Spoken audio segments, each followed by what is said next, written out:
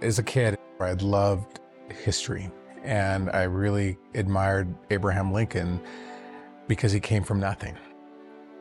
He's read almost every book he put his hands on about Abraham Lincoln.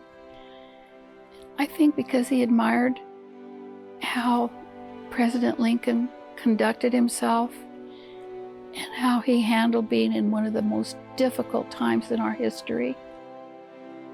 My favorite Abraham Lincoln quote applies to Brian perfectly, and that is, "I don't like that man. I must get to know him better."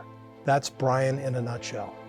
Whenever we have a road trip, we pick audible books. We generally pick some kind of historic book generally. If you read a lot of history, you'll see that some of the issues that we face now are not unique.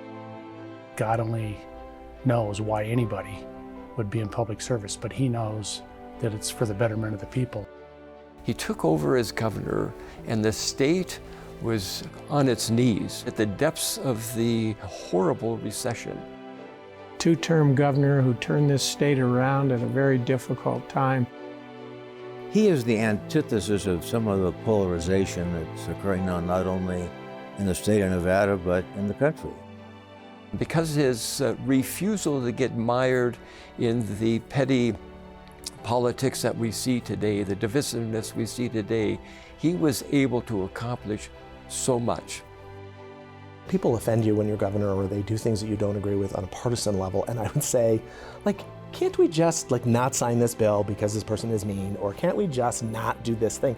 And he would sort of puff up and say, "Dale, that's not why we're here. We're stewards." And I would say, yeah, I know, but just once, couldn't you do something, polarizing and mean? He didn't have it in him, and I really appreciate that. I've worked for some mean people in my life, and he is not one of them. He remembers where he came from, and I think that's pretty rare in politics. Our home life growing up, I think fairly routine. We had to be responsible. We had sheep to feed, we had the house to clean. My mom used to make little cards on, here's all your chores for the day. You couldn't do anything till your chores were done. Brian had to work on a positive self-image. And through the years, he's found out how important that is. I lived out in the country and was a little embarrassed about that. Lived on a dirt road. In fact, when I'd ask friends for a ride home, I would tell them that I lived in this neighborhood where there was paved streets, and then I'd walk the rest of the way home because I was embarrassed. Every morning, my brother and my job was to feed and water the sheep, and at times we had to hold on to them, and that lamb smell would get on us, and we wouldn't have time to change. And so I'd come to school and would get a hard time a little bit from some of the kids that I went to school with. He was the son of two government workers. We were middle class, and we weren't famous. And he didn't go to a fancy boarding school in the East. He went to a wonderful school called Little Flower, and he was happy there. I think that these days set the foundation of where Brian was going to go in public service. He started there from the beginning and realized who he was and what he wanted to do. So I tell our students, because sometimes they feel the same way, they have imposter syndrome. And I tell them, every experience you have in life is going to benefit you down the road. So no matter where you came from, and no matter, whether you're a first-gen student or what have you, be proud of who you are. Having had the benefit of, looking back, it was really a great way to grow up. And I'm really thankful to my parents. And it wasn't at the time fun, but I really learned about the value of hard work and living, so to speak, off the land. One of my friends had done an internship with Senator Paul Laxalt, and just to put it in perspective, back then it was 1984.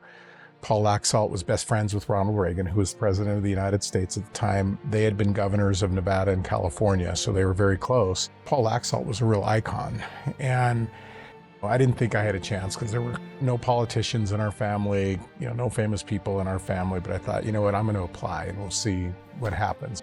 You had to write a personal statement in your application to become an intern in Washington, D.C. for Paul Laxalt. I was selected, and I couldn't believe it. I was so excited, but he told me later on that the reason he chose me is because I raise sheep. And if you know Nevada history, Paul Axelt's father immigrated from the Basque Country and was a sheep herder.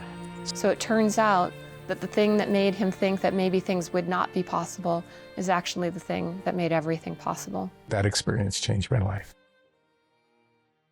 I used to love to watch Brian go to schools, or when young people would come into the governor's office when we worked together there, and he would always say to them, you should want to do something, not be something. I know when he started as a young attorney, he had no plans or thoughts of running for office as an assemblyman in the state, or becoming the attorney general for the state, or serving on the Nevada Gaming Commission. I'm sure that every one of those were new developments for him. Brian wouldn't have got to where he is today without taking risks. His leaving the federal court to run for the governorship of the state of Nevada. A federal judgeship is a lifetime appointment. We judges do not have to run for election. We do not have to answer to anyone other than the Ninth Circuit Court of Appeals and the Constitution of the United States of America. Brian was appointed to be a federal judge.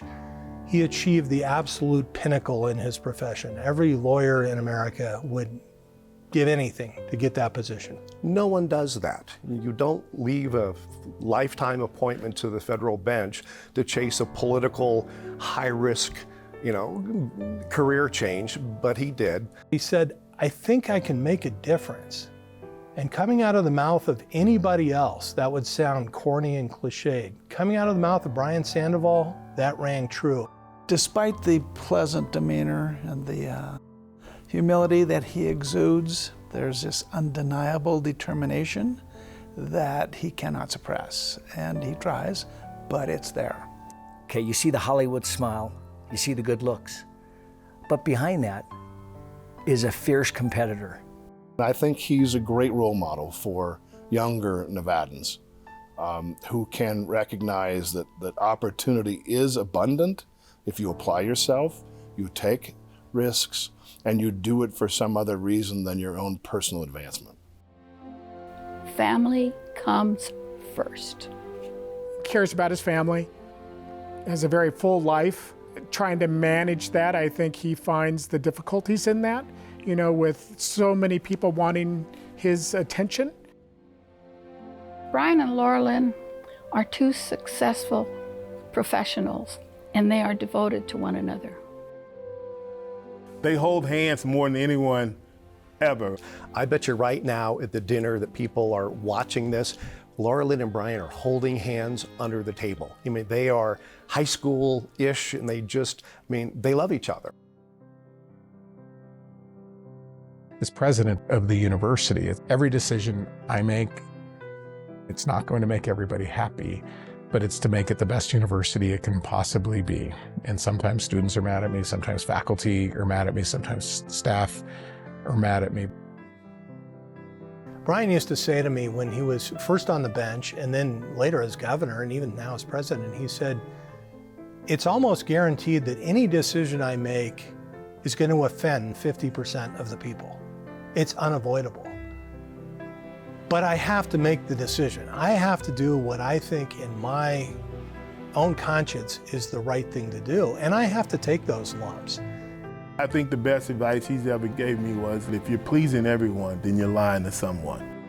I always tell people, if you don't like Brian Sandoval, spend 5 minutes with him in the hallway, at a football game, in his office. You'll like him. I don't think he's ever met a stranger. I never got to meet a governor when I was a kid. And so it's really important to me, whether I'm in Costco, Home Depot, the grocery store, the mall, what have you, if somebody stops me, that I say hello to them. And particularly with kids, everybody's important. Everyone should have attention. Everyone's a part of this community. Brian Sandoval is one of the most authentic people I've ever met. What you see is what you get. I think Brian Sandoval is a humble person, and I don't think it's the fake sort of what my friends call the face bragging on social media, where you're pretending that you're humble, but really you're bragging. He really is a humble person, and I think it surprises him every time a new opportunity comes his way and he's successful. He will downplay everything he's accomplished in life, almost to a fault. He doesn't have awards all over his office. He doesn't have a trophy room. He doesn't have any of that because he doesn't want that. He values relationships. He values accomplishments. He values substance.